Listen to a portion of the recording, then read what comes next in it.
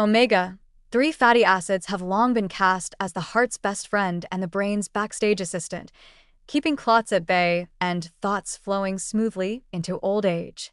But there's another stage where these marine-sourced fats might be quietly stealing the show: cancer prevention and control, especially in aging adults. While it may sound like a plot twist, fish oil fighting tumors, it turns out these fatty acids have a whole molecular skill set tailor-made for sabotaging cancer's game plan. And they don't just dabble in DNA protection. They may play a supporting role in everything from reducing mutation rates to improving survival in some of the most common age-related cancers. Let's start at the root: DNA integrity. Every day, your cells are assaulted by environmental toxins, oxidative stress, and the occasional error in cell division. For younger people, the body often patches these up neatly. But as we age, our repair systems slow down, free radical damage accelerates, and the risk of mutation starts climbing. This is where omega-3s, especially EPA and DHA, swoop in like anti-inflammatory janitors. They don't rewrite your genetic code, but they reduce oxidative damage to DNA and bolster the activity of enzymes responsible for fixing those tiny cellular glitches before they become a full-blown cellular mutiny. In lab and animal models, omega-3s have shown the ability to slow the growth of cancer cells, particularly in colon, breast, and prostate cancers. These aren't obscure conditions, they're the top 3 cancers associated with aging. One of the reasons omega-3s seem to work so well is that they change the composition of cell membranes, making them less hospitable to cancer proliferation. They also mess with signaling pathways that cancer cells rely on to grow and spread. It's like cutting the Wi-Fi in a villain's lair. Communication breaks down, plans unravel, and the bad guys start panicking. Even more impressively, omega-3s can trigger apoptosis, the cellular equivalent of a self-destruct button. Healthy cells do this when they're damaged beyond repair, but cancer cells famously evade it. Omega-3s seem to nudge those rogue cells back toward their original programming, gently encouraging them to bow out instead of turning into aggressive tumors.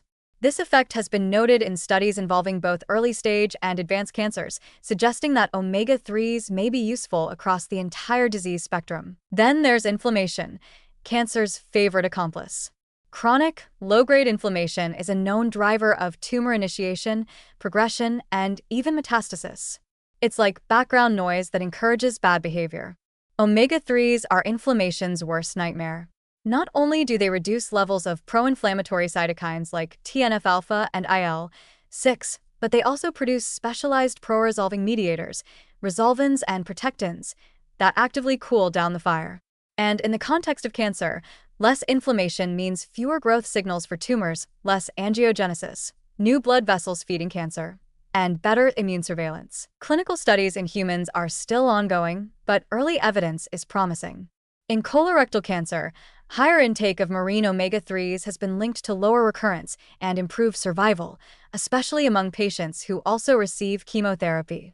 Some studies even suggest that omega-3s may enhance the effectiveness of certain cancer treatments while reducing side effects like inflammation, fatigue, or muscle wasting. They're not chemo, of course, but they might make chemo work better, or at least feel more manageable. For prostate cancer, results are more mixed, largely because of differences in study design and sources of omega-3.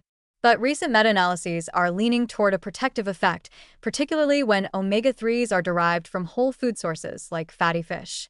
And in breast cancer research, omega-3s have shown promise in both prevention and treatment, especially in older women with estrogen receptor-positive tumors. The mechanisms again seem to come down to immune modulation, membrane dynamics, and inflammation suppression. So, what does all this mean for aging adults? It means that your omega-3 supplement, or better yet, your grilled salmon dinner, isn't just feeding your neurons and keeping your arteries clean. It may also be working behind the scenes to reinforce your genomic stability, discourage tumor formation, and give your immune system an edge in recognizing and eliminating rogue cells. And because the risk of most cancers increases with age, this molecular support system becomes more valuable with every birthday. Of course, omega-3s are not a standalone cancer cure. But as part of a comprehensive strategy, alongside regular screenings, a healthy diet, exercise, and avoiding known carcinogens, they may offer one more line of defense that's safe, accessible, and surprisingly powerful. In the end, omega-3s might not just help you live longer, They might help you live longer without cancer getting the final word. And if that's not worth raising a forkful of sardines for, what is?